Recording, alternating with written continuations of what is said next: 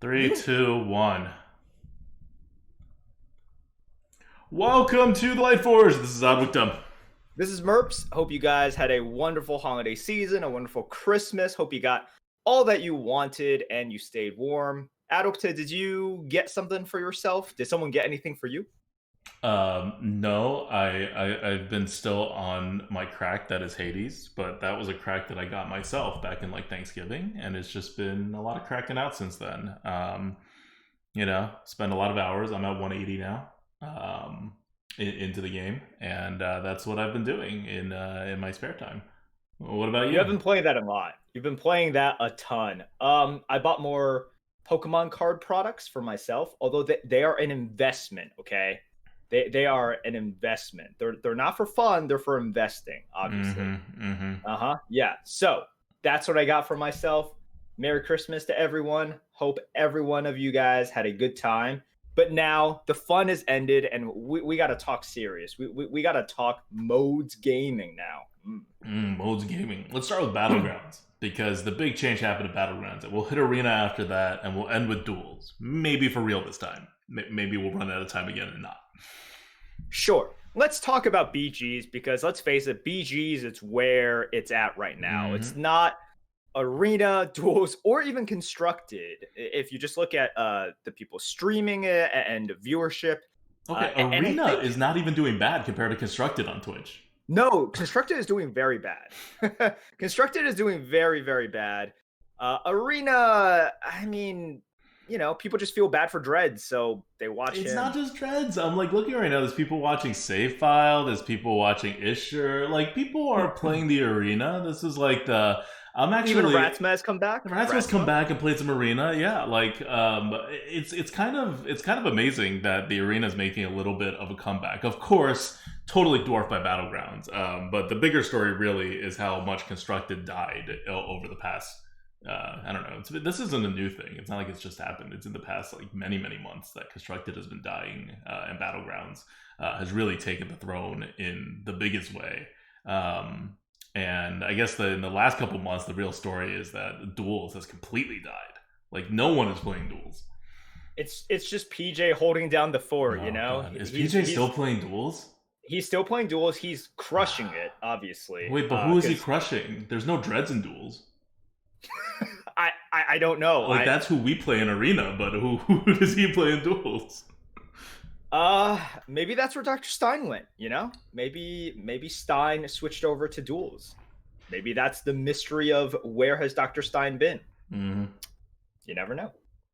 Okay, so let's talk about BGs for a second, because this is a really good BG meta, and it is great that they finally, at least somewhat, fixed the MMR exploits. It's not a great MMR system, but if you look at the leaderboards right now, and this is on the 27th of December, so this is about 2 weeks after the reset and the patch, you have Dog at number 1 with 15.5k. You have Victor number 2 at 14.9k. And then you have someone who doesn't stream, and then you have Wobble Wheezy at number 4. And these are all people, along with the people below them, who are known as being legitimate, who have gotten their MMR legitimately. So it does give back the credibility to the leaderboards. Whereas the end of Season 2, we were seeing people at 21, 22k. And we knew that was not legitimate there. There were exploits. There were bugged MMR accounts. So that is nice to see. Also, I'm top 25 right now. Ha ha ha ha. So when the leaderboard was less legitimate, you were top 5. Well, actually, that was legitimate at that time, and then it became illegitimate. Oh, you were legitimate, but the leaderboard always had the bug, just no one was openly exploiting it. Yes, I was top 5 when the leaderboard first came out for Season 2, and then if you refresh in the next 5 seconds, I was no longer top 5, basically. You took a free screenshot, though, right? So you're top 5 forever. You can always show people. Oh, dude, of course I took screenshots, okay? Of course I took screenshots. so that I can keep on flashing my my number 5 BGs to anyone who cares. All right, I have it printed on a card. I just pass it out to people on the streets, and by streets I mean when I am able to go out into the streets 10 years from now, because all I do is stay indoors. But I am very, very happy that the MMR exploit, at the very least, has been fixed. Now, the MMR system, on the other hand, I still have issues with, but I spoke about that before. Nothing has changed, so I'll cut myself right there. I mean, it's the same. Yeah. It's the same problem. It's been there since like the beginning of this MMR system, and then they fixed it, but then it messed stuff up because they didn't do a reset, and then they unfixed it, and it's been unfixed ever since. And they've tweaked with it since then, but not like in a major way, from what we can see. So right now you have an MMR system that is exploitable, but not so much at the top. Like, you can still exploit it. Like, if you're gonna quibble with someone who's like 8K and you think they should be 6K, yeah, that could happen if they're exploiting to be 8K instead of 6K. But it's limited now how far you can exploit it. Yeah, I would say if you look at the leaderboard and you see someone like Dog or Victor at the very top, you'd be like, okay, that makes sense. Like, you see how good they are, and also you see that because a lot of their games are streamed, it adds a layer of legitimacy to it. Legitimacy at the very top of anything, and transparency is good. That's always a good thing. So this is good for the game mode in general. Also, it's good that I'm top 25 right now. But let's talk about the meta more specifically. I'm going to put up a counter and how many times Merps is going to mention he's top 25 over the course of this podcast. There's no need to mention that I'm top 25 in the most competitive and skill testing meta that we've ever seen, okay? Just because I'm top 25 right now doesn't mean anything. It just means I'm top 25, okay? That's all. But we don't have to keep mentioning No, there's no need to mention your top 25 Top 25, by the way. All right, so let's discuss sort of what the meta is. I want to give some general tips for success, and I want to specifically talk about end game compositions and end game positioning, because that's really where you squeeze out the last bit of MMR. If you want to compare this to, let's say, StarCraft, which I like to compare it to, if you just macro very APM heavy games. Very APM heavy. That's actually true. But in StarCraft, if you just macro correctly, you don't have to micro. You don't have to micro at all. You can just move your way to pretty high in the ladder. But if you are a macro god, and like if you don't know StarCraft, I had a friend, Larry, who kind of just like showed it to me when I was like playing StarCraft, and I was like whatever the top league was at the time too, and he was like trying to train me to be better, and he's like, all right, I'm just gonna make Marines, okay, and I'm gonna beat you, and I'm like, what? But I know you're making Marines. He's like, yes, you're not allowed to build a unit that directly counters Marines, but it's hard to have a unit that counters Marines, really. But you can build anything else. You can do whatever that you want. And you know that I'm just building Marines, and I will attack you at this time, and this time. And then he just did it with no scouting and no anything. And then we did this 3 times, and he beat me all 3 times very easily. Because Larry's a god at this game, and I am not. But I was a very good StarCraft player at the top, like, you know, compared to the population of people who played StarCraft. But that's how important macro is, like, in that game. Yes. So just like in StarCraft, where if you macro correctly and you make all those good decisions, it doesn't really matter for microing. And microing is positioning, right? And just like in StarCraft, you don't have to position in order to climb up pretty high. You can just Papega position quite a lot, actually. But if your minions are just big and you just outscale significantly, that's fine. You really have to worry about micro in StarCraft and positioning in BGs at the very end. Now, I'm going to have 4K and 6K players come in and be like, oh, wait, it's still important for my MMR. It's important because you're not macroing correctly. Just look at it this way. Guys. You guys know how good I am at positioning. I was a top 200 Battlegrounds player. Like, I'm better at positioning in Battlegrounds than I am in Arena back then at least. But still, it's just like there's a lot of wiggle room in Battlegrounds, right? Like Dreads right now is a top 200 Battlegrounds player. There's just a lot of wiggle room right now to be a top Battlegrounds player. Okay. He's not right now? Did he fall out? Okay, he is literally 200 right now. See, top 200 player, Dreads. If we refresh, he might be off. So I think you got your comment in just in time, because Perfect. If you had said it like 5 seconds later, he might have already dropped off. But yeah, right. but that's what, you can, there's just a lot of, and I try to highlight this when I hit top 200, like there's a lot of wiggle room in Battlegrounds, and there's a huge gap between the top and the top 200. And there's an even bigger gap between the top 200 and whatever number that you may have in your head as, these are really good players at this rank.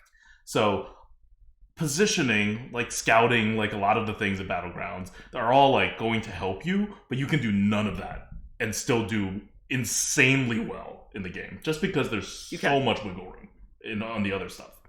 Right. But at the very top, or if you want to just climb faster, right? You do need to master positioning, and positioning matters a lot less at the beginning of a game or in the middle of a game, than it does in the end game. In the end game, games are won and lost by one shift in positioning, just because we're in a meta that is heavily reliant on Unlistra, Amalgadons, Poisons, Selfless Heroes, Cleaves. All of these things mean that positioning is everything. Attack order is everything. So and we're going to talk about we'll talk about how good it is for the meta that these kind of tech units exist, and they have a very techy end game compared to a more meta, like a more macro based end game. But let's first figure out how to do the end game, right? Like, let's win all those games, because the good part about having all these techie units at the end game with positioning and all these little things, like all these micro things mattering at the very end game, is good players are more consistent in this kind of environment, because you can get screwed on the macro, but if the end game can swing you very hard and you get really good at the end game, you achieve a level of consistency of like finishing number 1 versus number 2, or number 2 versus number 3. And that makes a pretty big difference at a certain rank. So I want to focus first on general tips, and then I want to talk about some of the top heroes and strategies in order to play them, and pitfalls that you want to avoid with these heroes. Because even the top heroes, people play them wrong. Okay. You okay with that? Yeah. We good? All right. So generally, I found a lot of success leveling very fast. And by very fast, it's all relative, which means faster. I typically want to be one of the first people, if not the first person, to get to tier 5. And I go to tier 6 fairly quickly as well. I think people are a little bit confused, because a lot of people say, well, wait, there are so many good units on 5 to give you direction, which is true. But the real power units, and really it's just Unlistra and Amalgadon, those are on tier 6, and I want to be able to get them as soon as possible. So this is the meta where I found a lot of success, being the very first person to tier 6. It's hard for me to tell you exactly how to get there, but if your idea is that, I stay on tier 5 predominantly and I almost never go to 6, try going to 6. When do you go to 6? When you're at tier 5 for 2 turns, like as part of the ladder, or earlier than that? Or I think most people go way later than that. I really can't say. If it's Elise, it's the turn. Yeah, not Elise. Put Elise aside. Right. Everyone knows in Elise you go to turn 6. For some other heroes, for non-Omu, non-Elise, for heroes that don't get stuff for getting to tier 6. No. Even here, I can't give a general rule. I can just say the questions you want to ask yourself are, if I keep rolling on 5, what am I looking for? Because sometimes you have tons of pairs, or just like lots of potential things that you can roll into. And if you are looking at it and be like, whoa, wait, I have 3 pairs. I also have this unit that I would pick up. I also have that unit that I would pick All right, up. standard board. You have one possible pair on the board. You have a bunch of whatever units. What the heck does standard board mean? Just like a normal average board. Okay, one pair. Give me questions. I'll give you answers. One pair. Your medium strength for the meta. Your composition is menagerie. You have, I don't know, a brand or like a light thing. It's okay if the answers are different. Give both. No, I'd have to see it exactly. That's the thing with BGs. Like, it's so dependent on what is my next matchup. See, like, this is where you are. Like, if you want like this, then you have to show me exactly a picture of what we're looking at. Give me the information of, like, the information that I have absorbed. This is exactly like you asking, okay, it's turn 8. Do you go face? I don't know. Well, but I can set up a decent example of like when you go face and when you wouldn't go face, right? I wouldn't just like say, oh, I don't know, and not be able to say more about it, right? All right, think about how much information you need in order to assess, do you go face on turn 8? You need a lot of information. A lot of information. No. You need a lot of information, right? And going face is kind of like leveling. Like, it's a faith play. Like, you're putting yourself out there. Okay, right? but I can tell you what percentage of times, because that's just a number and a fact, right? What percentage of times I choose to go face when I have a minion with initiative on turn 8? I can tell you that. And I can tell you that Arena is a lot more consistent than BGs. Yeah. Right? Like, that we both know. Yeah, like, but that's why I'm saying that nothing crazy has happened in this, right? You got into 5. When do you get to 5 usually? Turn 9? Earlier than that these days? Yeah, it depends on the hero. Not at least not Omu. Well, even then, like, what? Millhouse is different, like, okay, fine. Rag is different, Maev is different, Fam is different, like, Lich King is different. I don't know, Jandis is different. Be Lich King. Like, depending on Lich King. Lich King's fairly normal. Then no, it doesn't. Like, that's the thing about BGs. If we're like saying, oh, it's Lich King, I don't know, are mechs in? Are mechs not in? Are beasts in? Am I trying to get Goldrin? So, as someone who basically knows how to... We cannot do this. Well, okay, but as someone who, like, is trying to get something out of your information, right? Someone who, like, I don't know this meta, like, at all. But I know how to play BGs at a pretty high level. I'm trying to get something that I can use out of this, right? So going to 6... Okay, so far what I know from this conversation is that I should not be afraid to go to 6 from 5 in certain scenarios. And I should be able to, like, keep an option open at least, right? Of going to tier 6 from tier 5 pretty early on, no matter what kind of hero I am. Just that is one of the decisions I should be making. I shouldn't just be blocking it out and staying at 5 and, like, not thinking about it. But I don't know any more than that. Yes, and I can't give you more here, but I'm going to make it up by giving you more specific, hero-specific information. Okay. Because that's what I can do. You're trying to, like, draw blood out of a rock, It's not possible. All right. Because of the nature of BGs, right? Like, okay, so you shouldn't be afraid of going to tier 6. Also, what you want to do is look at what your opponent is doing, level aggressively when you're facing the demon players. This is something that I don't see a lot of people mentioning as well, but it's something that I've really taken advantage of, especially in the early/mid game and even in the end game. You want to take advantage of facing these demon players, because if you are just trying to stat up while facing these demon players, you're losing on 2 fronts. You're not going to outstat them for that turn, and you gave up a shot to tech up. If you're staying low in order to try to beat someone and then you lose, that's so punishing. That's really bad. So what you want to do during these turns in which you're facing demon players is level. You're going to get beat anyways, and the great thing is, when they beat you, what's going to survive? It's most likely just Wrathweavers and if they have a floating watcher, this is like a little bit later on. Maybe that survives. So that's like 5 damage on their board with like, if they're on tier 3, tier 4, that's just 8, 9 damage coming your way. That's a lot easier to swallow than a potential 20 damage coming from another source. So this is something that people really do not utilize. And this is true in every meta. Like, this has always been true. It just like is more important now than it was before because of how important like tiering up is in general now. Because if you want to be the first person to 6, you want to map it out and get there in the most efficient, safest way possible, right? So scout out your opponent and also look for who is starting off with Wrathweaver. And once again, this is advanced strats. Just keep up with them slightly throughout the game. Just check to see if they are going the Weaver strats.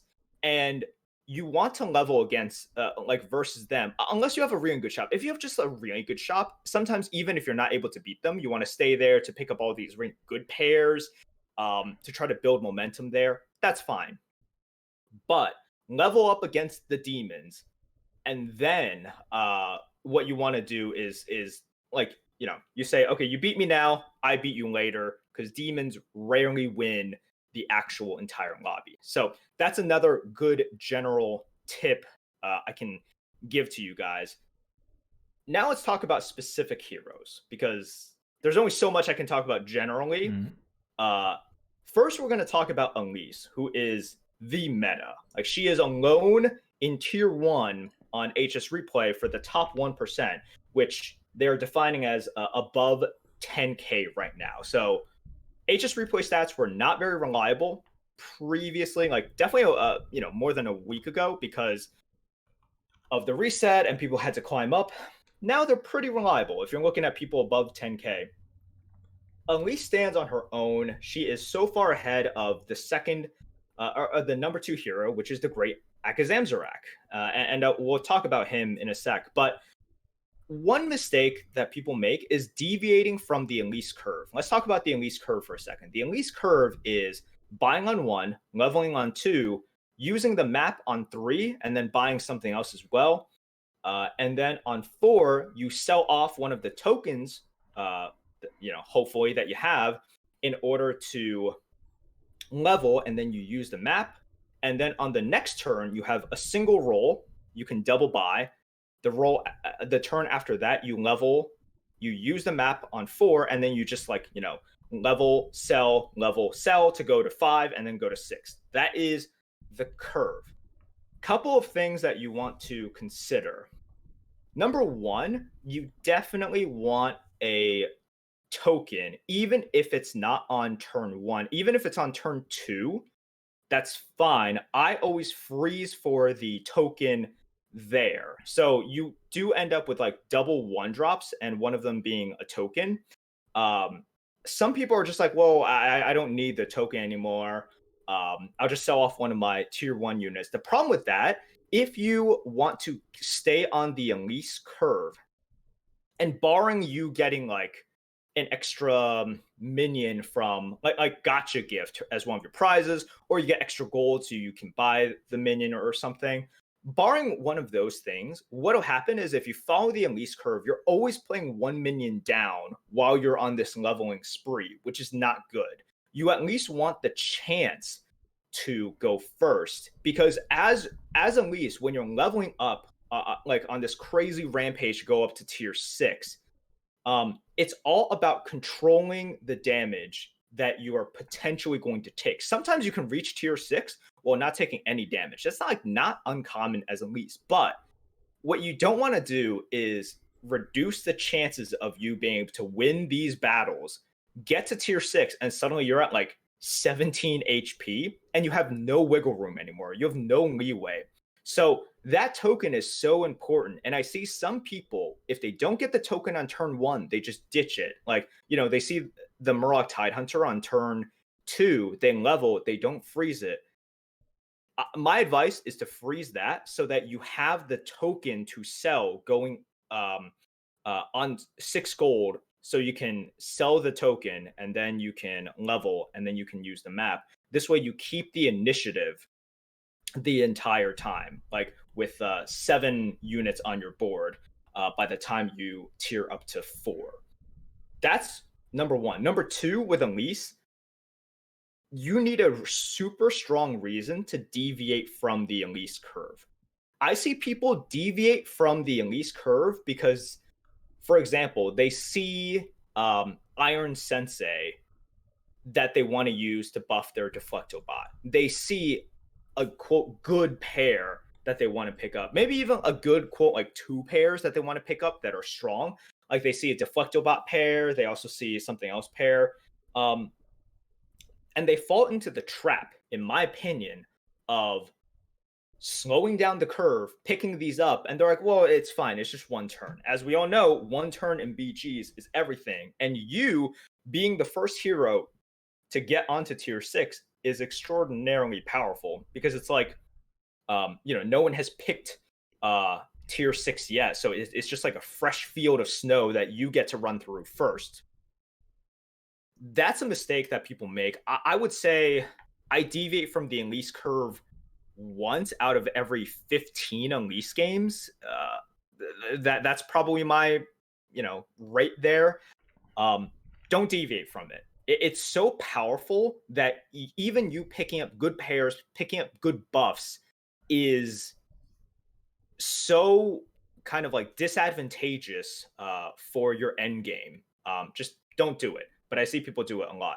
Number 3 tip with Elise is diversify when you can.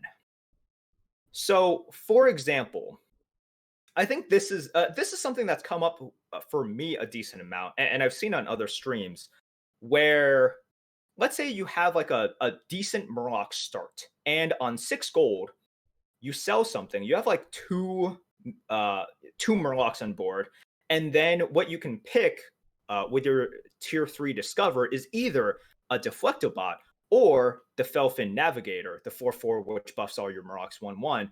What do you pick there?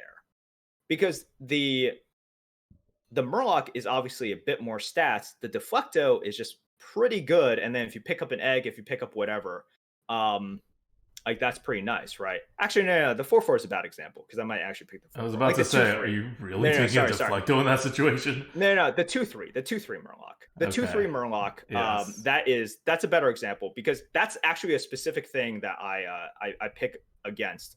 I picked the Deflecto there instead of the 2/3. And it's just because your 2/3 here is only buffing 2 minions, right? Yeah, it's buffing 2 minions, but it's a decent amount of stats. And one of them is like, let's say the Murloc that goes up in attack based on how many Murlocs are in play, right? Okay. Like that's a pretty good Murloc. It's like, so still definitely pick the Deflecto there. You definitely don't want to lock yourself into any specific tribe. You want to be able to diversify, number 1, because you want to be able to pick the best independently strong unit when you pick or when you discover the tier 4. Tier 5 units heavily trend towards Menagerie. They heavily trend towards just you having lots of stuff, whether it is a brand, whether it's a Lightfang, whether it's a Mithrax. Like these units are so much better for Menagerie. And when you go on tier 6, what are you really looking for there? You're looking for the Amalgadons. Unless you're just good for whatever, but if you're the first person on tier 6, you want to make sure your shops are just generally good. They're just always good. And if you are dragons, that's probably the best one for mono tribe. But even then, you're limiting your kind of good rolls. You're just like, Caligos, please. Caligos, please. Caligos, please. And we've all been there, and we just roll and you don't get it. If you're pure Murlocs, then you're wasting your potential as Elise, because then why are you on tier 6 anyways? It's pretty pointless. So you don't want to be mono tribes as Elise, typically. And this is a mistake that I see a lot of people commit as well. They're like, well, the game's pointing me towards this direction. It's like, yes, but go towards Menagerie, unless it's like extremely, extremely advantageous for you to take that for tempo reasons. Trend towards Menagerie, trend towards all types, because that will be more beneficial. That will make your roles and your discovers more open in general, and overall should gain you better MMR as Elise. And I know I'm talking a lot about this, and people are like, "Oh, Elise is so easy and everything." Um, I don't always get number one with Elise. I don't think you guys do as well. And there are definitely ways to maximize her usage. I see Elise, unfortunately, go top 8, top 7 sometimes, and I see people deviate. I see people go mono tribe a little bit too early, in my opinion. And these are pitfalls that you don't want to fall into, because you do have the best hero in the game. I think Blizzard's done something weird with Menagerie here, and I really hope they pull back, because all roads lead to Menagerie right now. If you're not, like, even if you're going demons, you're more incentivized to Menagerie, like, past the midpoint than you are to stay as demons. Like, and that's a turn 1 commitment, right? Like, from the Wrathraver. So I feel like Blizzard's doing this weird thing where they're looking at the same stats that HS Replay is looking at, and Blizzard has more and better stats, and they're screwing up what Menagerie is. So if you guys know, in HS Replay, Menagerie is never good.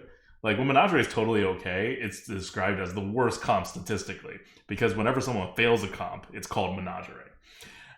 So I feel like Blizzard was looking at those stats, and they bumped up Menagerie so hard now that Menagerie is number 1.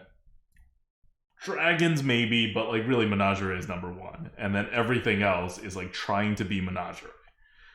And Menagerie stats right now in HS Replay look pretty average. But that's a problem.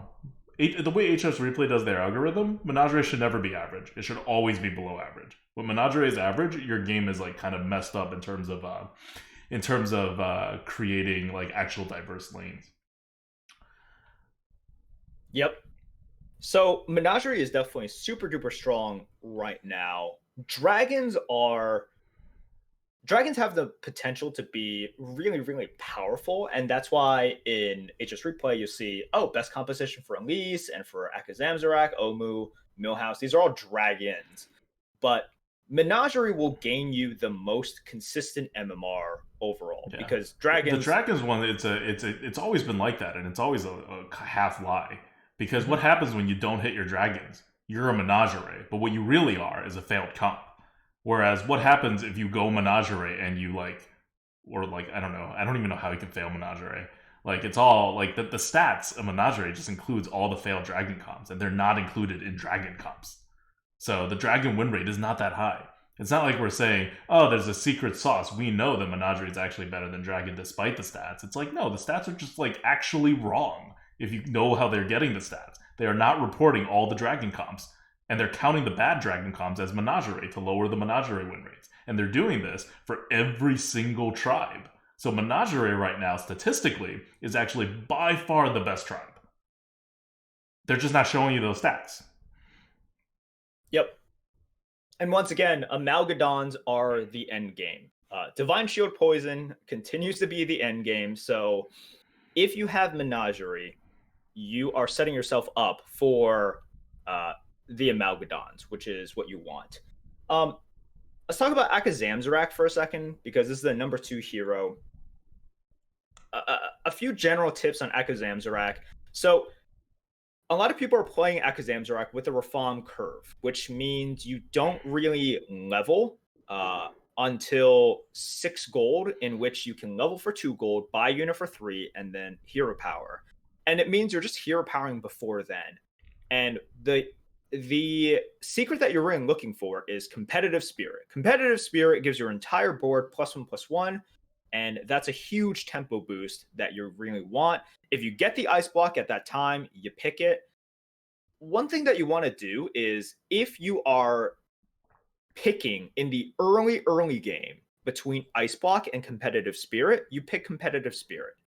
It's more important that you get the tempo than you get the safety net, because you're going to have more opportunities to get the ice block.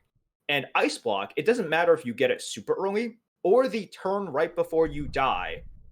It's the same thing. But with Competitive Spirit, the earlier you get it, the more you can snowball. And that +1/+1 to your entire board makes a huge difference. So Between those two choices, pick the competitive spirit. And then as you get into the mid game, if you're choosing between that, well, I'll leave it to you guys to decide. But definitely 100% pick the competitive spirit when you are in the early game. That's just correct. If you're picking the ice block, you are lowering your chances of success, or really just hemorrhaging MMR at that point. Yeah, just think about how many health ice block gives you. Like, I don't know, 10 at best? Well, +1/+1 is going to give you more than that over the course of the early part of the game. Yeah. And then you have a good chance of getting ice block anyway later on. Mm-hmm. So, that's the advice for Akazamzarak. With other heroes, it's just going to be a little bit more specific. So, for example, with Jandice, if you see Jandice, she is tier 3 right now, and she is a little bit below Lich King. She is kind of where Cthulhu is at, and this is for the top 1%. For a hero like Jandice, I think this is way too low. I think the potential for Jandice to just absolutely destroy the lobby is really, really high. Only take her if you are comfortable enough. Well, first of all, only take her if there is at least one token in the game, preferably two. Like, if there's only one token in the game, which means Murlocs and Beasts, you can consider whether or not you want to take her. She goes really high on my personal tier list if both tokens, Murlocs and Beasts, are in the game. And you have to be comfortable doing Khadgar things with her. If you're not comfortable doing that, and if you're just basically like Adukta, like if you see it, you're just like, nope, that's not my thing. I can't do it. I never rank her. Yep. You can rank her much lower on your tier list because that's where a lot of her power comes from. So she is tier 3 right now. I would say I would personally rank her like a top 3 hero for me if both tokens are in. She's just that powerful. If tokens are not, like, if both tokens are not in, as in if Murlocs and Beasts are not in, I don't think I just pick her. Period. I don't pick her. It's not good enough. I'll pick more consistent heroes, like tempo heroes over her. If only one of them is in, we'll see. We'll judge where the lobby is. But that is one of those heroes where you can't just look at it. Like, if only one of them is in, you take them or you take her over Cthulhu? Yeah, but I hate Cthulhu. I think Cthulhu is trash. Okay. You take her over Rena?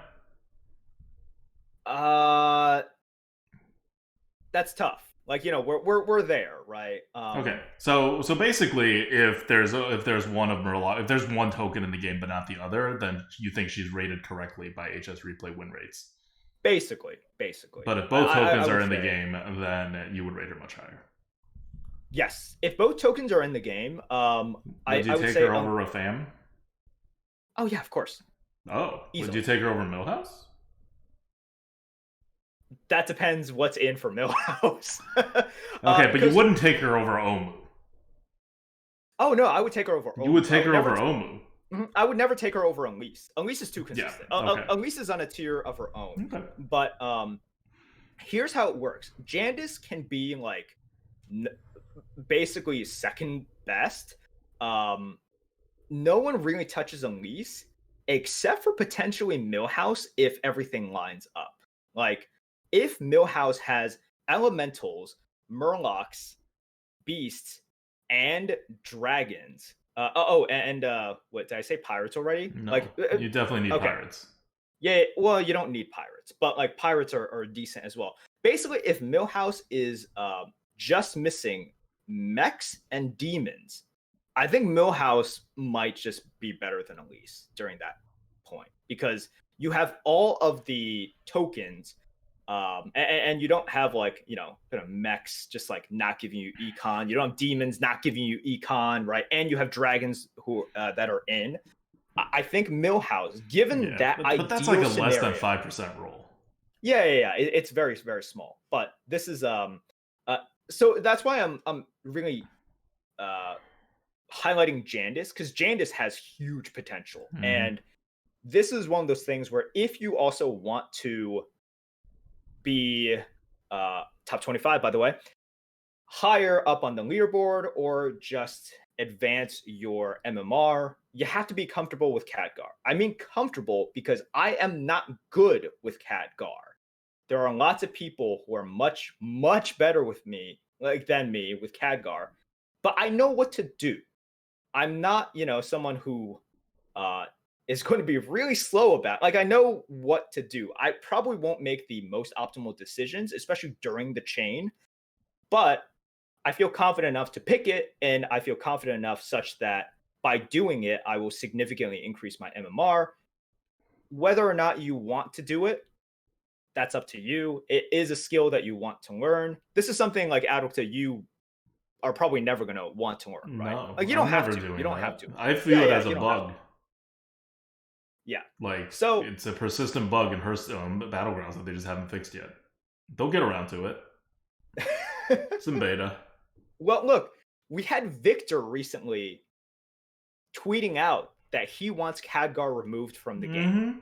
It's not healthy for the game. Like, it's pretty basic game design stuff, really. Like, it's hard for a lot. Like, it's hard, like I feel like if you run the whole scenario across a whole lot of competitive game designers, you would get less than like a 20% of the people that you poll to say that it's a good idea to keep Khadgar in. No, I feel like this is one of those things where you know how, like, for example, a lot of people who are poor believe they're just like millionaires, who like upcoming millionaires. It's like a lot of people who are not as good in BGs and who can't really do the Khadgar thing is like, well, I can eventually do it, so I want this.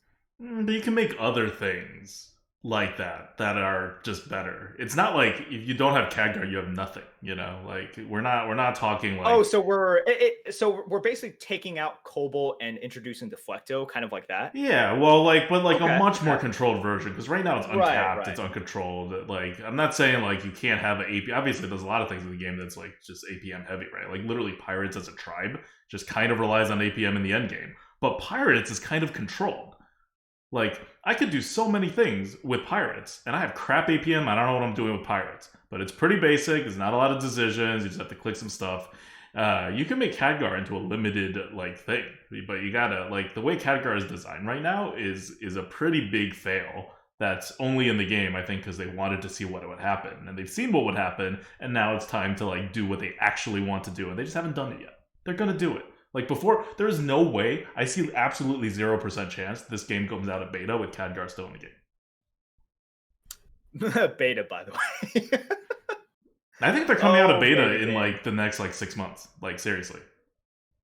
Oh, right. It just takes another 6 months on top of the 1+ year. Yeah. That's how betas work. Hades was in beta for like a whole entire year, and it's a much better game for it. That is fair. That is true. But those are some tips that I want to share specifically about heroes. The other heroes, I've talked about them, and their playstyle hasn't really changed. So like Maev, I've talked about it a lot. You can go listen to previous Lightforges. Rafam, whatever. Lich King, you guys already know. The thing with Cthulhu, it's interesting that you brought up Cthulhu, because Cthulhu right now, win rates. Decent win rates, sandwiched between Jandis and Reno, and these are good heroes. Mm-hmm. Like these are heroes that people recognize as very, very pickable and quite good, and has potential to win the I mean, okay, below average, but like barely. Like you'll pick them over other like heroes in the pool, but they're not actually like good. Like you're not happy if you get them. You're just like, okay, I haven't gotten screwed by RNG. So the thing with Cthulhu is that you want to hero power often and early, so that by the mid and late game, you're just vomiting stats onto your board. And by HS replay, you'll see that the most successful tribe for Cthulhu is Mechs, which makes a lot of sense. You're buffing a lot of Divine Shield stuff, and it's just kind of a very safe, a very kind of tempo-oriented tribe that you're able to fall back on, right? Mm-hmm. Like, well, you're not gonna first place finish is absurdly low. Like yes. It's almost as low as Darrow, not quite. Also, Darrow's much worse, but yes, first place finishes are really, really low, but you can gain MMR from it. Cthulhu is just one of those heroes where you want to see what kind of MMR you're at, because the higher MMR you are, the more you need those first places. So I would say for most people, Cthulhu is fine and you can play him. I don't like his playstyle, and if you're just a leaderboard player, you probably tend to shy away from a hero like Cthulhu, who just doesn't really have much of a chance of winning. Now, sometimes you're just going to have to pick Cthulhu because your other choices are actually trash, and that's fine. But with a hero that has such a low chance of winning, and yes, by HS replay stats, he is a tiny bit better than Daryl, but he is so bad. Oh, God, Daryl. He's worse than the secret guy at Yes. actually winning the game. Like, think about that. So, Ice Block aside, the secret guy's ability is helping him more than this, like, way more stats ability. The great Akazamzarak has double the chances of getting first place as Cthulhu. Yep. And of course, Cthulhu has only 3 times as better chance of winning as Daryl. Poor Daryl. Also, never pick Daryl, by the way. Daryl is trash now. Okay. Does that never pick Daryl? Nope, never pick Daryl. He's trash. There are worse heroes, okay? Like, Daryl and Yogg are on the same level. Like, you don't want them, but there are worse heroes. Like, try not to pick them. I would pick Yogg. I mean, it's fair. Like, they're essentially the same win rate. And Yogg has more upside. Yep. It's so sad. I'm sorry, Daryl. Remember we talked about many months ago, and you were just like, or both of us were like, oh, Daryl is the canary in the coal mines. If Daryl ever becomes bad, that means the power level is insane. Well, we don't need the canary to know the power level's insane because of what they've been doing. They're just like, here's a hero that's kind of bad. Let's give him 6 more coins over the course of the game. Let's do that. Yep. But that is some advice generally, and some hero-specific advice. Do you have any questions, Adokta? You don't even play the game. What? I've asked so many questions over the course of your lesson here. Well, yeah, you have. I'm just wondering, do you have any more? Oh, no. Let's go on to the main show. Let's go on to the end game positioning here. This is what I've been waiting for, because the end game is totally different than when I was playing, and totally different than like the stuff before this latest patch. The end game is very, very different. So what you want to do, step 1, ask yourself, do they have a Lystra? Sometimes you know, because you faced this person before. Do they have a Lystra? Now, assuming that you know, and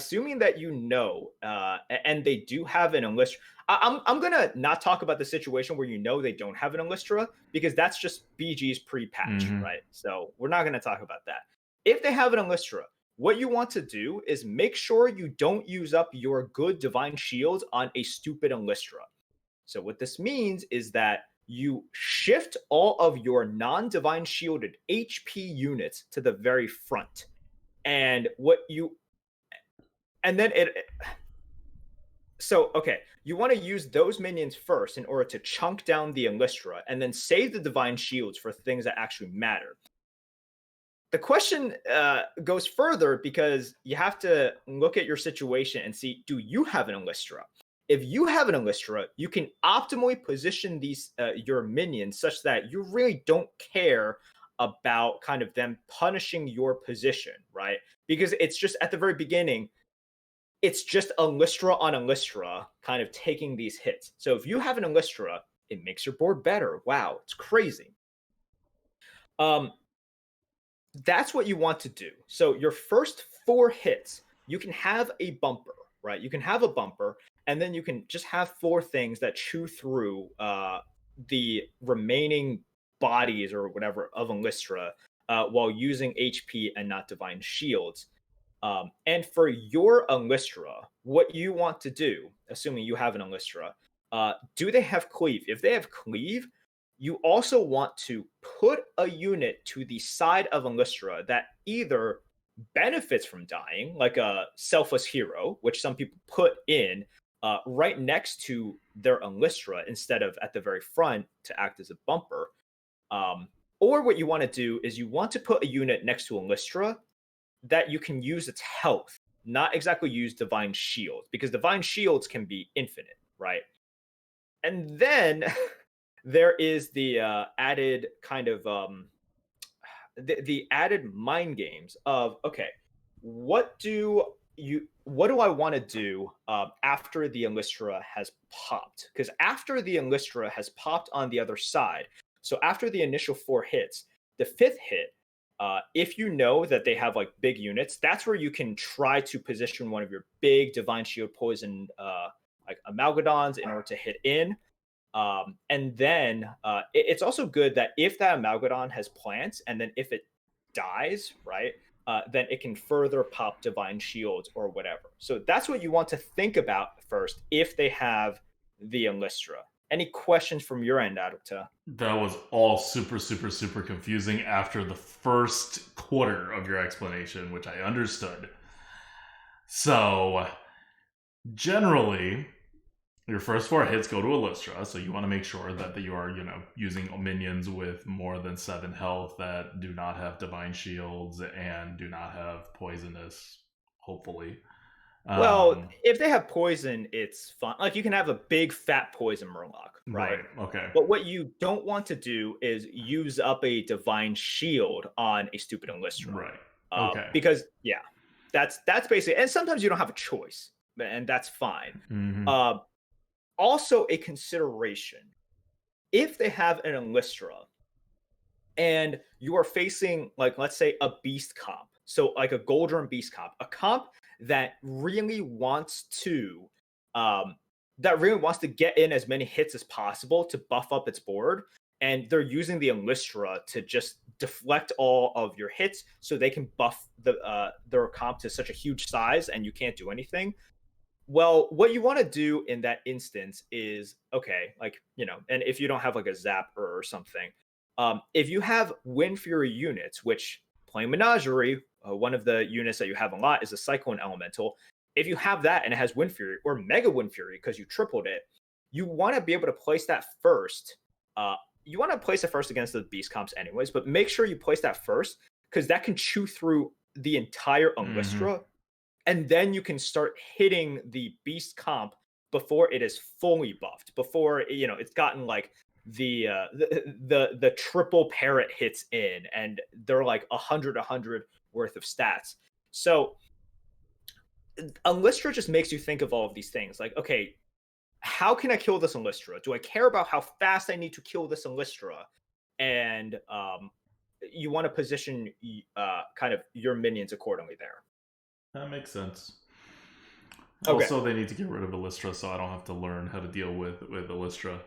So I've taken a vow of no battlegrounds until they either extend the rope or until spells leave the game. It's too much for me. It's only going to be around for like another 6 more weeks, maybe 7 more weeks. I can do it. I can stick to Arena until then.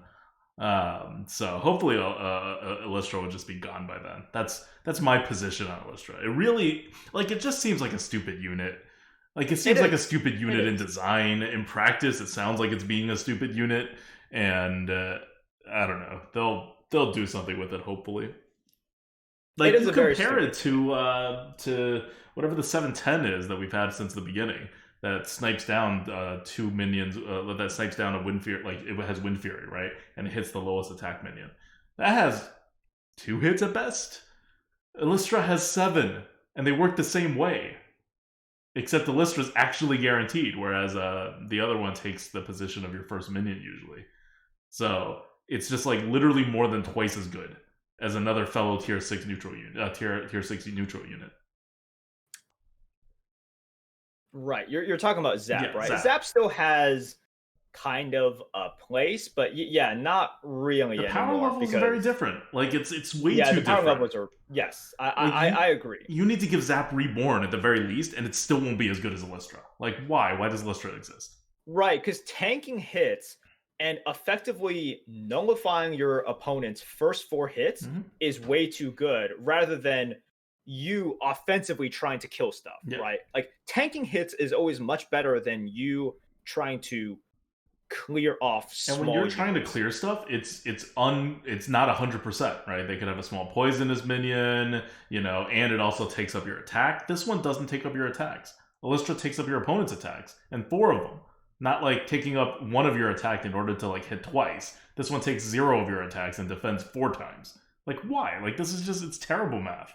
And it's not like Zap was terrible before. Like, yeah, it needed a little buff, but it didn't need to be like more than doubled in value. Alystra is really just a buff on Righteous Protector that they got rid of. Righteous Protector was... Righteous Protector served the role that Alystra is doing now, but Alystra is just like a Super Saiyan version of it, right? Well, what do you think? It's 8 times better, even if it were just a 1/1? Yeah, something like that. Well, yeah, even if it's just a 1/1, like people have asked, like, oh, how would like Merps, how would you nerf it? Would you just make it into a 1/1? No, I'm like, I don't think the 1/1. Yeah, the 1/1 doesn't solve the problem. It's the number of hits that is really the issue here. Like, what it would do if you nerfed it to a 1/1 is that right now, Lystra is also good in the mid game when you find it because it's super strong. Like a 7/7 that has Divine Shield, Reborn is incredibly, incredibly strong at that point. So you remove it there, but it's equally as strong. Like you don't even notice it in the end game. And the end game is where you want to nerf it, not the mid game. Yeah. Like the mid game, I mean, I have problems with it too, but that's not where it's truly problematic. It's the end game that it just warps the entire kind of. It just warps the battle. Yeah. Kill the Divine Shield. Problem solved. Yeah, you can make it big, right? You can even make it bigger than it is. You can kill the Divine Shield, or you can keep the Divine Shield but get rid of the Reborn, like something like that. It just can't be 4 hits. It can't be Divine Shield plus Reborn. It doesn't need anything else. Just needs to remove the Divine Shield. Then it'll be a balanced tier 6 tech unit. Now, here, the thing with a tech unit is you can't have a tech unit be the most desirable unit in tier 6. That's silly. That's terrible game design. Like, step aside from power levels, right? Like, just in terms of what you want your players to be doing. You don't want your players to be doing that. You don't want to incentivize that. You want tech cards to be like, I know what my opponent's doing, or I think I know what my opponent's doing, and I'm going to do this thing that would otherwise be bad for my comp, but it actually turns out to be really good because I'm countering what my opponent's doing. That's what feels good. That's what tech units do. That's what neutral tier 6 tech units are supposed to do, and that's not what Alystra does. This is like way over, above, and beyond. It needs a major nerf, not a minor nerf. Like not, and it needs to be nerfed in its ability to tank hits, not in its like just overall size or whatever. So like reducing it, it will still serve the purpose that it needs to serve, but it'll make it into, because remember, it takes up 0 attacks. It takes up literally 0 attacks. If you put it as your 3rd unit or after, it does not take up any attacks whatsoever. And previous to this, Zap was still somewhat of a usable unit. So, like, I don't know. Like, if you want to give Alystra a little bit extra health, right? Like, as a compensation for taking away the Divine Shield, fine. But it doesn't exactly need it to have the function that it is, right? Like, people need to stop thinking about it as, oh, what would make it equal to a Caligos? That's not its role. It's not supposed to be as good as a Caligos. It's not even supposed to be half as good as a Caligos. Yeah. Righteous Protector is probably the best. Like that's what it was replacing, and they wanted a better Righteous Protector in the end game, and they got it. It just ended up being too good. Okay. All right. Cool. Well, that was BG's. Let's talk about Arena. The Arena balancing class balance update seems to be like that. We have plenty of good stats from it now, and HS Replay is reporting that things are looking pretty good for class balance. Actually, I thought it would be a lot worse than this, but the highest classes, which is Shaman and Warrior, and if you have had a Shaman or Warrior draft, you know what I'm talking about. They are getting insane cards. They're 52.8 and 52.7% win rate, which is fine. And the worst of the other classes is Hunter, because Like, it's just really hard to buff Hunter. Like, I don't blame him for not getting Hunter to a higher level. It's 47.2. Like, a total spread of, about 5%, 5.5%. It's not ideal, but it means it's a pretty playable meta, class balance-wise. So the meta's gotten a lot better in that way. But the very bottom class is Demon Hunters at 46.3%. And that's a class we're going to play today. Because we don't have the ability to choose what classes we play, and Demon Hunter came up again. So it's unfortunate for us, but they do need to do something probably to raise Demon Hunters, or maybe everyone just sucks with Demon Hunters. I don't know. But the meta has certainly turned in a way that is not favorable to Demon Hunters as well, because of the fact that Demon Hunters were driving the meta.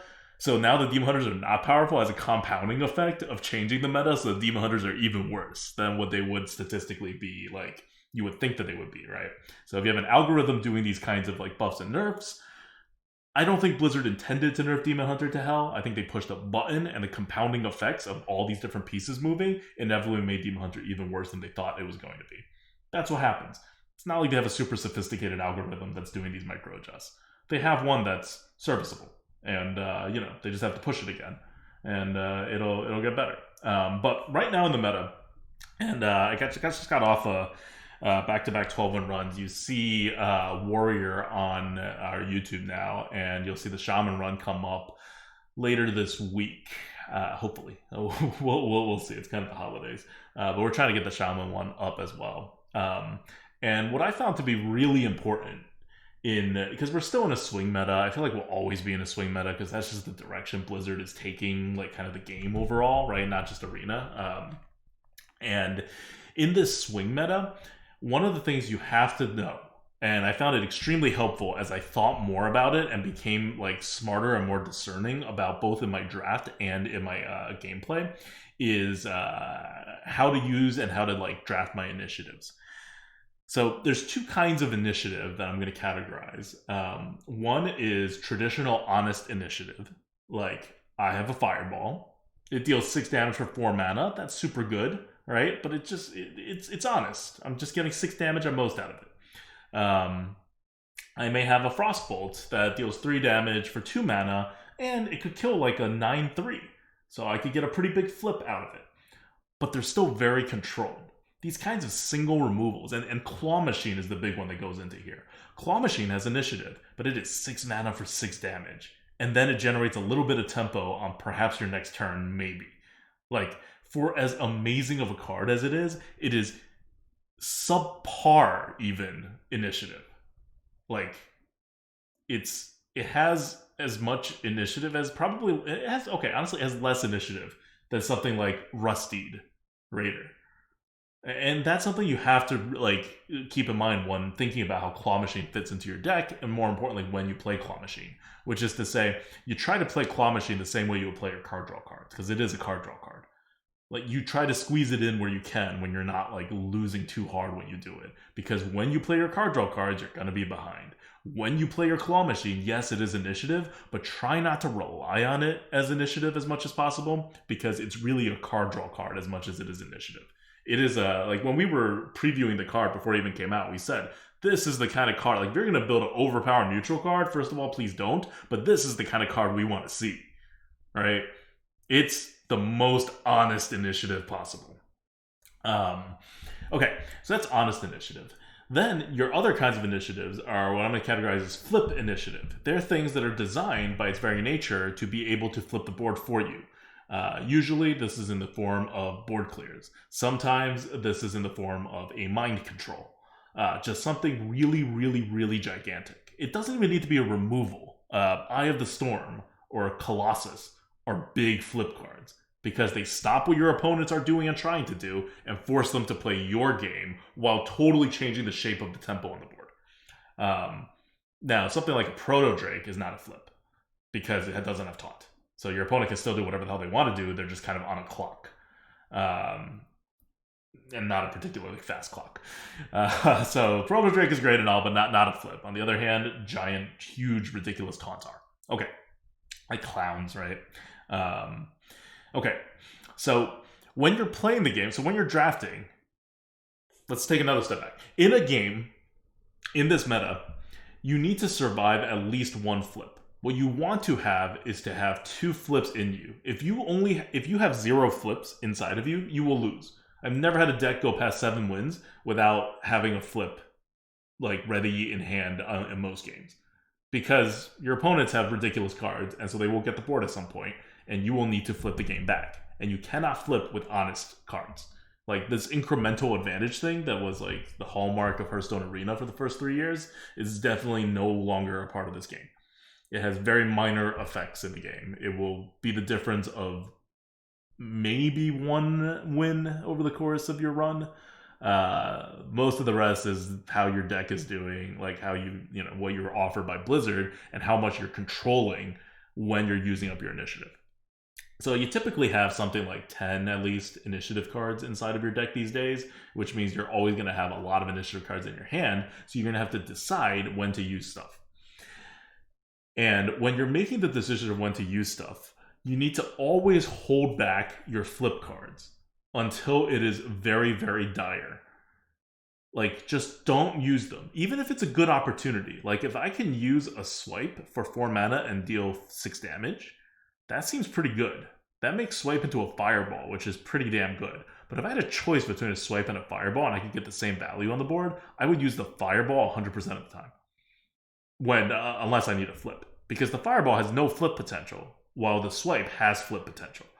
We're all working in weird odds here, so you never know when things are going to happen. But a lot of times, your opponent will flip the board at some point, and then you will need your opponent to magically set things up so that you can flip the board back to them. And there's enough diversity in this game, and enough neutral cards that have initiative, that your opponent cannot play around your stuff. Like, because there's too many different options of what you could possibly have that they have no reads on. So, because Blizzard has dumbed down the reads game so much by creating all this stuff, and because, like, class identity has basically totally eroded with neutrals being able to do everything classes do, you could take advantage of that by basically just taking the % chance that your opponent will step into it. And that is what flips are for. So that's why people really like things like Shavera, right? Like, Shavera is a huge flip card. It puts down the equivalent of a 4-drop for 6 mana, and then it deals 6 damage to your opponent's board. So that's a fireball plus a 4-drop for 6 mana. That's freaking insane. So that's the kind of stuff that you really want to hold. Now, in order for you to be able to do that, though, when you're building the deck, not only do you need at least 1 flip card, probably 2 flip cards. I would say 3 would be the best number of flip cards to have. At 4, you're starting to be a very control kind of like deck, in which you really need to build the rest of your deck to be very control oriented. But 3 is your target. 2, I would say, is a minimum, because if you get both of them, you're still fine. You're not like screwed, because flip cards generally, they're not all like swipes, right? Most flip cards, like Shavera, you can't use most of the time. They're kind of dead cards in your hand a lot of the time. So you also don't want to get to the point where you can't be making plays. And you certainly don't want to take flip cards at the expense of like cards you can play earlier on. Like, not even necessarily on curve cards, but just stuff you can do with 2 mana, 3 mana, 4 mana. Like, we talked about this last time. You need to do things on those turns. You need to make sure you don't die. So you need to put something on the board that they can hit, even if they're like eating it and you're like losing tempo and you're losing the curve stone game. It's fine. You just got to drop your 2 mana 2/2s, your 3 mana 3/3s, whatever it takes. So like, don't prioritize flip cards over those past your second one. But your goal is to end up with 3 of them. I think that's a good number for this meta. And when you're playing, what this also means is, because you're going to have more flip cards in your hand, these situational cards, than you may otherwise like, and because so much of the rest of your deck is going to have to be curve cards, because you still need a curve in this meta, you have precious few other cards. And those cards, some of them at least, have to draw you cards. They have to draw you cards because you're going to have a very awkward hand. Remember, this is the corrupt meta also. There's like just stuff that you need to hold in your hand. So your hand is always very awkward. And one of the ways you can get rid of awkwardness is by generating or drawing cards. So it's good and all to have 8 mana, 9 mana, 10 mana cards, but you can't purely rely on those for card advantage. You actually have to have card draw. like card draw itself is now kind of a category I think about. Like, can I play like small or medium-sized mana cards that will do something and then draw me a card, or just draw me some cards so that I can spend my mana in a somewhat useful way, and have a bigger hand. Because having a bigger hand now matters a lot more than it used to, because of all the awkwardness in your hand and the fact that you're holding these flip cards. So that's my little spiel on initiative. It's something that I don't know how much people think about when they're going through the game. I know that when, like back in the day, whenever we were coaching people in Arena, a lot of people are like, well, I could do this move or I could do that move. And we're like, okay, well, which one do you do? And they're like, I don't know, I guess this is more tempo. Even back then, that was not necessarily the right way to think, unless you have a very heavy tempo deck. But now it's definitely not the right way to think. Now you have to think a lot more about which cards you're saving, because your opponent will inevitably get the board back. And remember, if your opponent never gets the board back, you win, right? So you're not worried about your opponents potentially never getting the board back, unless you're an aggro deck, in which you have a very limited window of actually operating. If you're just a mid-range deck or slower, you want to save those cards. Whether it's in the form of corrupt swing, or more likely it's in the form of board clears or really, really, really large taunts, you don't want to just play them out. Like, one thing that I hate doing, and chat always tells me to do it because it's the normal tempo play, I hate just putting out a giant taunt when I have nothing to protect. It's usually pretty good tempo, and I'll do it when my other options are like significantly worse. But I try to save giant taunts too, because giant taunts, when your opponent does not have a hard removal, are flip cards. They change the shape of everything that's happening on the board and prevent your opponents from doing what they want to do. So yeah, you don't have the board yet, but you're causing so much problems that it's very similar to a flip. So you want to save those as much as possible. Like, don't go crazy with it, right? If it's turn 7 and my choice is to play a Yeti and Hero Power or play a Bog Creeper, I'm playing a Bog Creeper. But if I have a choice of playing, like, I don't know, a War Golem or a Bog Creeper, I'd probably play the War Golem and save the Bog Creeper. Like, you want those kinds of things up your sleeve to prevent your opponent from like ending the game or doing stuff. All right, that's my 2 cents on as a arena tip in this meta. It's really a pretty decent meta right now, like better than it was before, and before it was already pretty good. There's just things wrong with this meta that they're never going to be able to fix, but a lot of the things driving what's wrong with this meta is the fact that you can make such diverse decks. And so that's just, it's not a good problem to have, but it's a problem that's understandable. Like, we're getting something in return for having this problem.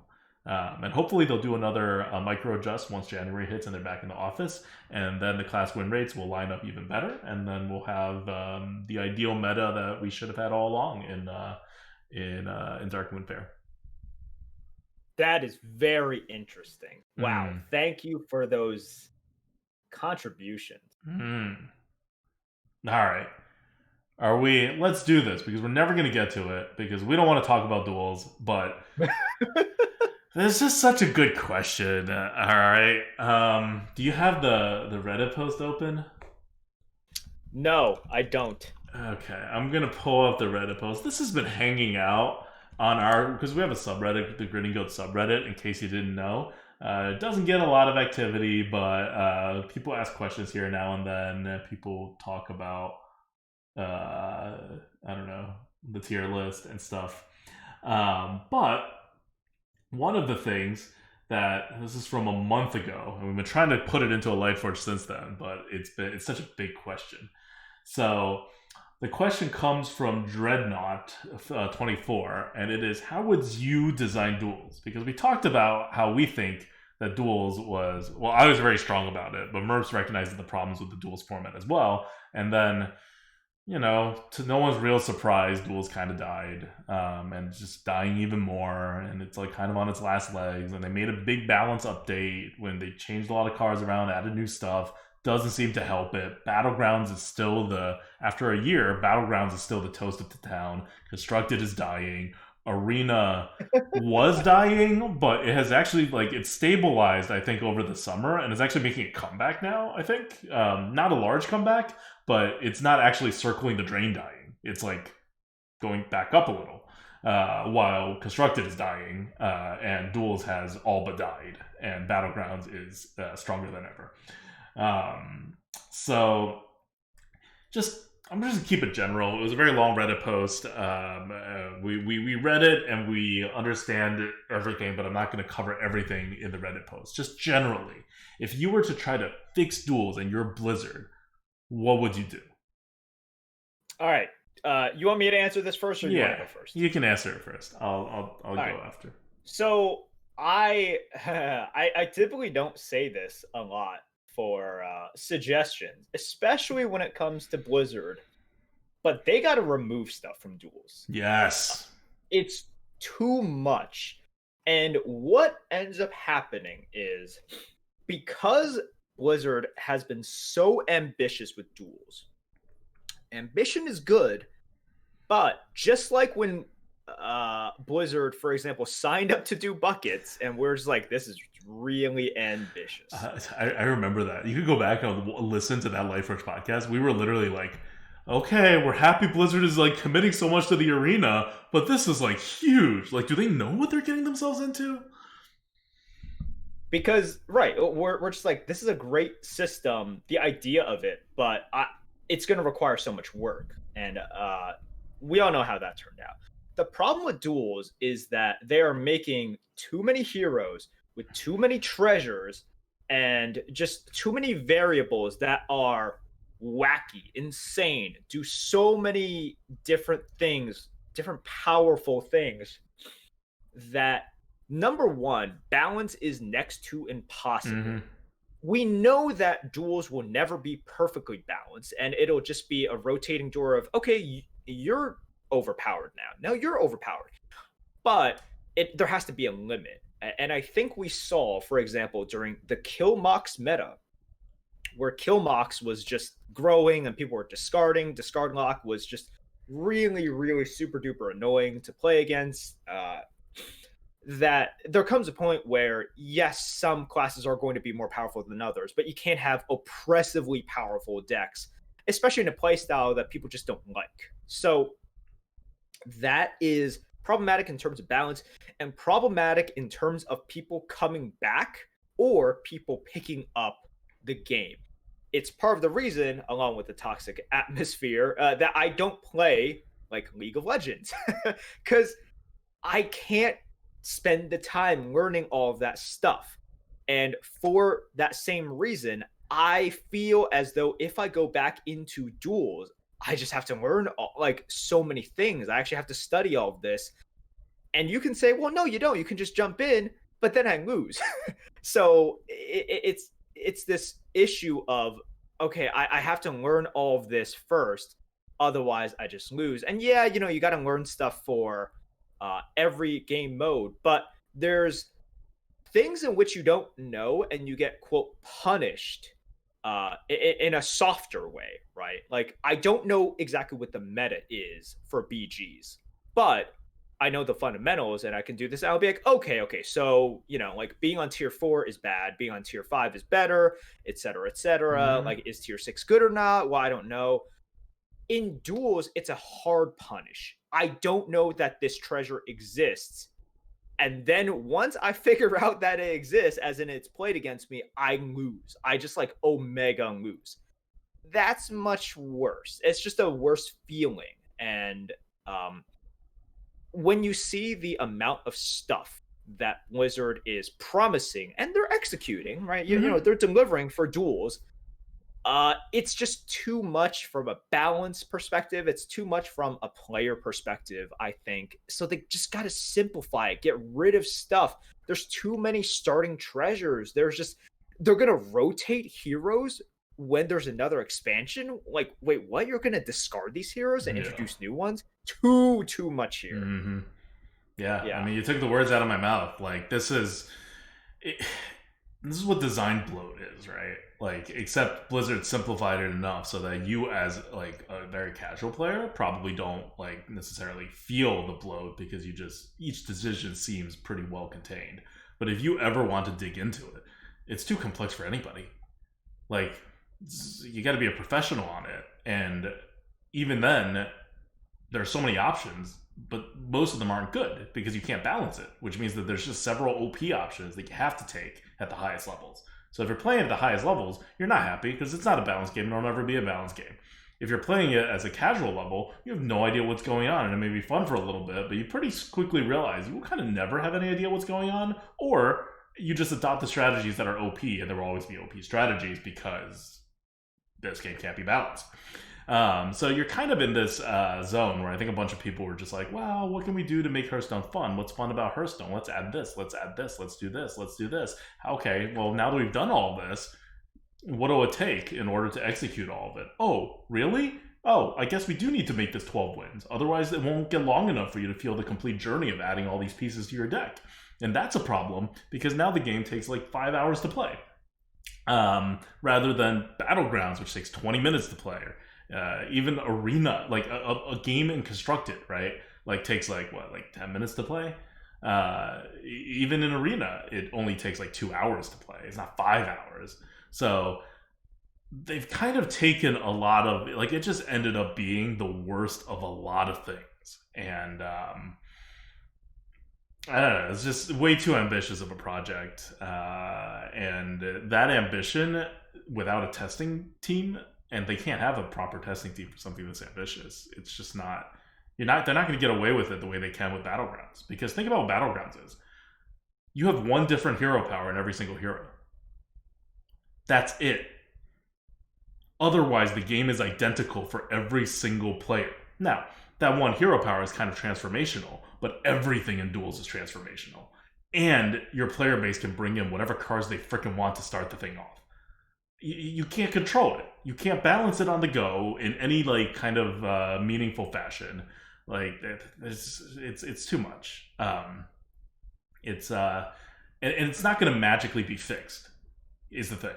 Like, you're saying Blizzard needs to take out elements. I'm saying Blizzard needs to scrap the whole thing altogether. Duels is dead, and it will never, ever be alive. It will never be as popular as any of the other game modes, Arena included, outside of the super casual like market, and they're going to stop playing Duels too after the first, few rounds that they play, and they're like, oh, this is interesting. And then they're like, why am I doing this? It needs to go. It needs to be totally dismantled, rethought, slim down, make it elegant, drop half the elements, focus on some of the other elements, and go back to what was like. Battlegrounds seems like it's super complicated because they created a whole new thing, right? You're not even playing Hearthstone really, but everyone's at least having the same experience. So it's in a very controlled environment that you're playing this non-Hearthstone game. Here, they're taking the existing ridiculous complexity of constructed Hearthstone and then layering Brawl on top of it, and then having some arena elements on top of it, all of which are kind of uncontrollable in and of itself. And then they're going to provide updates every couple weeks. Like, it's madness. People aren't having fun with it. Like, and people kind of will not have fun with it, except in the initial going. I'm surprised by how quickly it has gotten to this point. I thought that it would take 3 months, maybe 4, to get to this point. And it really took Duels being out for like 2 months to get to this point. And we're like 2.5 months in now. So just so many things have to change about that. And I honestly, I don't know where to start. So when we're talking about fixing Duels, I don't think it's fixable. Not in the way that you would recognize it as Duels. Yeah. And also, clawing stuff back is really tough. Mm-hmm. You kind of can't claw stuff back.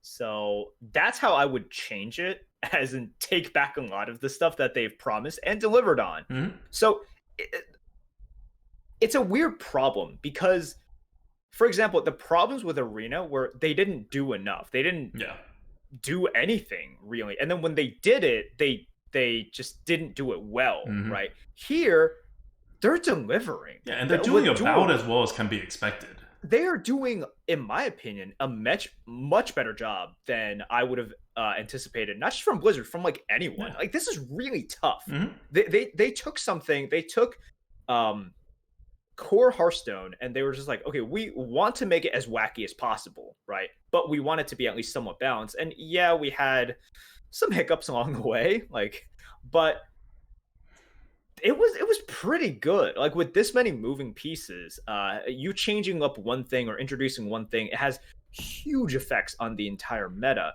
So I would give them like a solid A for what they've done so far. The problem is just what you have built is unsustainable, and uh yeah, you just built something that was really ambitious, and even if you're able to deliver on it, like it's just not going to attract people. It's just not going to set itself up for success. Like if this were a kind of indie-ish kind of game and this was early access and you Oh my launched it gosh. and then people were like, okay, well, you're going to refine these elements and make a balanced game in the end, you would be like, okay, I can see this being Yeah. like a product. Now if after that you said, okay, now we're going to launch rotate classes every couple months and we're going to add all this stuff and it's going to be constantly new, people will be like, what, are you freaking crazy? Like, fix your game first, right? And Blizzard has no chance to do that because it's so overly ambitious. They can never fix their game. Yeah, they got more resources than an indie company, but like if you have to think of it as developing a whole new product. And it's kind of a fail from a design perspective of how you can make this into an actual good product rather than just an interesting product. Because Duels is an interesting product, but it's not going to be able to hold anyone's attention for that long, whether on the super serious side or on the casual side. I mean, I guess, I don't know, the casual side, the idea of holding someone's attention is like to get a little bit from them every like, week or 2 weeks or whatever. But even then, it's just too complicated of a monster, I think, for even the casual crowd to be like, to like really get into. So yeah, like unfortunately, I think they need to scrap it. All right. Well, that's a question from the goat. An actual question from our listeners this time, not just us asking ourselves questions. So thank you for submitting this on our subreddit, Dreadnought. If any of you out there have questions for us and you want us to address it, just put them in the subreddit. We do read them all. We may not get to it the week after, or even 2 weeks after. This one was from a month ago. But if it's a decent question, we'll get to it at some point, or we'll just answer on the subreddit, which is what usually happens. All right. This question from the goat, also brought to you by our Patreon, patreon.com/grinninggoat. Thank you guys so much for supporting us all throughout 2020 as we close out this final episode of 2020 of the Lightforge podcast. Yes. Any last words? You get the final word of 2020 for the Lightforge podcast. You know what? Look, 2020 has sucked in many, many, many ways. I don't have to list it out for you guys. I think we should all just be happy that we've survived it. I'm looking forward to 2021, in which I can, like, I don't know, get back into the world, also get back in shape. Just be better. But in terms of Hearthstone, Blizzard has done a really good job in 2020. Like, if we're just limiting it to Hearthstone, 2020 has been a massive success for Hearthstone in general. Mm-hmm. Now, this is something we've done year after year after year, just looking back on the year and reflecting on, okay, what more do we want to see? A lot of it in previous years has been about the arena, because up until late 2019, arena was all this was about. We didn't have BGs, right? BGs came out at near the end of 2019. So it's been a year plus of BGs at this point. And I would say that at least at this point, I am predominantly a BG player, mostly because they're not really doing much for arena. So this year, if we're to evaluate how Blizzard did, we have to evaluate it just in general. Like, how did Blizzard do for Hearthstone, period? And they knocked it out of the park. Mm-hmm. It's been amazing. When Frodan tweeted out that Blizzard is setting up Hearthstone for success for the next 10 years, everyone memed and laughed about it. I can see it. I can definitely see it. Blizzard took Hearthstone, which, if you look at the viewership numbers and if you look at just the rumblings, and we talked about it, just the two of us as well, we were just like, man, I don't know what they're going to do with Hearthstone. It's in a dangerous spot. with BGs, they have like breathed new life into it. With Duels, they have shown that they are like the creativity and the work ethic is definitely there. Like we can knock on kind of the success, quote unquote, of Duels, but man, that was an undertaking. So much that freaking work. So much freaking work. And with BGs as well, you can see the work that is going into it. You can see kind of the what Blizzard is capable of when they are putting all of their creative minds to a task. It's a shame we just never saw it with Arena. Yeah. Can you imagine what Arena would be if they put like 5% the effort they put into Duels into Arena in its history? I can't. It would be completely different. I literally cannot. So,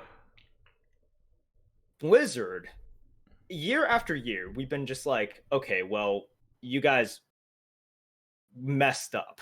Like year after year, we've been like, and I think the best grade we've ever given Blizzard was like, you guys did okay this year. You tried this year.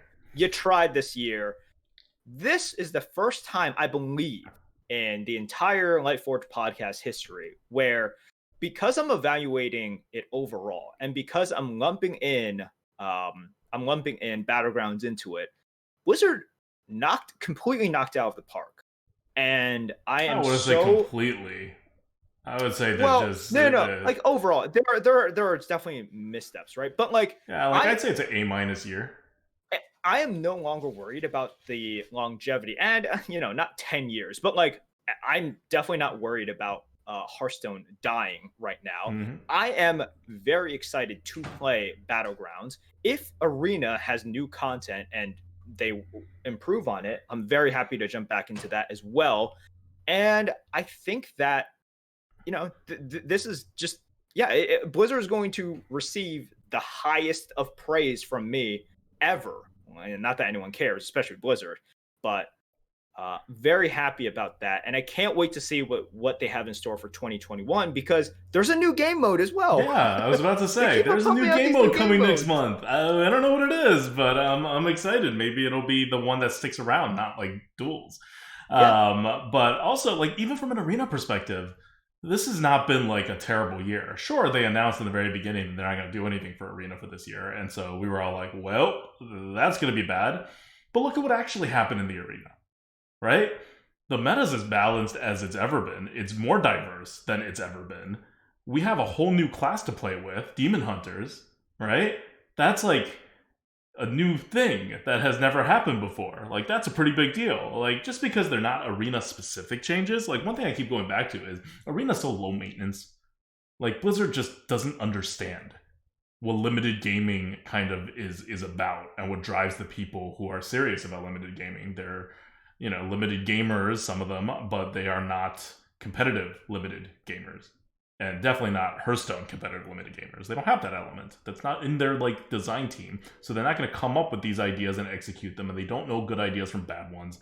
But that doesn't mean that good stuff doesn't happen, because they're doing stuff for Constructed. And when it bleeds over to Arena, if you kind of mostly just leave it alone and don't screw too hard with it and leave things as elegant as possible, Arena ends up okay. Like, it's definitely not the best it can be. I would hesitate to recommend it to anybody, but for people who have been playing Arena for a long time, it's been a pretty good year in the Arena. Like, honestly, like, you try to find a better year, and I think maybe you could get there in one other year. I think there was one other year, and it was right before they introduced buckets, that they got the balance down and the skill level was very high. The right before abyssal part of the Arena meta, and then the abyssal meta came around, and then they introduced buckets, and they were fixing buckets for the longest time. But okay, there was a period. The year before the abyssal year was a pretty damn good year, and this one I think does as well, if not better than that year. So this may have been the best year for Arena too, even though they explicitly did as little as possible for the Arena. Like, it could just be good luck. It could just be that they, recognize that doing stuff for Arena is making it worse. So just by them doing less stuff, it's actually, working out a bit better. But yeah, I would say this is top two Arena years in history as well. So yeah, 2020, good job, Blizzard. I would say so. And lastly, I just want to address something that I've heard a lot, and I understand it because I see it in chat as well. A lot of people are just like, "Oh, Merps, well, I don't care about Battlegrounds, and you used to play Arena, you used to like Arena. I still like Arena, but I've always viewed myself as basically someone who likes limited formats. Mm-hmm. I'm not an Arena player. I like limited formats. I'm a limited format player. And if you don't like BGs, that's fine. I still like Arena, but I like BGs because it is, as of right now, the limited format that I think is more skill testing, in my opinion, and just most importantly, the one that they're actually working on. Yeah. The one that, like, the most important thing, even if you disagree with me on the first one, which is fine, it's the one that they're putting work into and improving, and they are improving it. So that's what I'm putting my efforts into. Honestly, I'm still surprised at how little work they're putting into BGs. They're definitely putting a decent amount of work into it, but I feel like they should be putting even more work into it. Like, that's like, I know people don't like hearing this because Arena, constructed, Duels, you're at least playing the card game. Battlegrounds, you're kind of playing a totally different game. But Battlegrounds is kind of where the action is. It's where the interest is. And they are, the amount of developmental money spent that they're putting into Battlegrounds is hugely disproportionate, I think, to Battlegrounds' actual popularity within Blizzard. Yeah. So it's interesting that they haven't yet put more focus on Battlegrounds. Yep. So I hope all of you guys had a tolerable, at least, 2020. I hope all of you guys are doing well, and 2021 has to be better, right? Has to be better. Don't at me if I jinxed it, but thank you guys for listening to the Lightforge podcast. I think better times are ahead, just generally, and for the game. And I can't wait to talk to you guys once again, maybe a year from now, and just be like, ha, ha, ha, wow, Merps was so wrong. But see you guys in 2022. Yep. All right. Take care, guys. Until 2021, this is Adwictum. Bye, guys. Bye.